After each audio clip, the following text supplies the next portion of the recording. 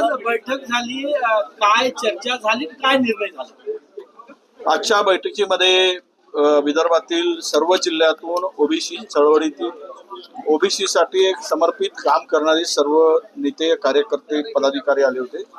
विविध संघटनांचे पदाधिकारी होते आणि जवळपास 2 तास आम्ही पुढच्या लढाईसाठी चर्चा केली.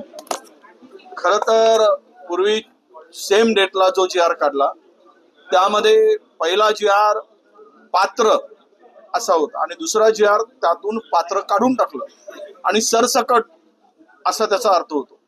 म्हणजेच या मूळ ओबीसीवर या राज्यातील हा अन्याय आहे.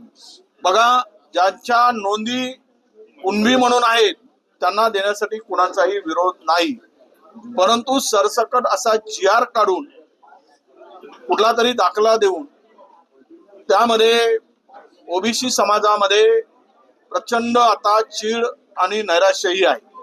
आणि अशाच परिस्थितीत आम्ही आता एक लवकरात लवकर पुढच्या 12 तारखेला आमची एक कमिटी तयार होईल.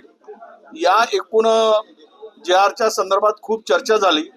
त्यातून ओबीसीचं काय फायदा होणार आहे, किती नुकसान होणार आहे यावर चर्चा झाली आणि नक्कीच त्या जी आर मुळे ओबीसीच्या वर अन्याय होईल अशीच भावना आजच्या बैठकीमध्ये अनेक नेत्या लोकांनी, अनेक कार्यकर्त्यांनी आणि अनेक संघटनांच्या पदाधिकाऱ्यांनी मांडली. त्यामुळं 2 पातळीवर लढाई लढायचं आज आम्ही ठरवतो आहोत. एक न्यायालयीन लढाई आणि दुसरी आम्ही लढाई लढू ती रस्त्यावरची लढाई, आंदोलनाची लढाई.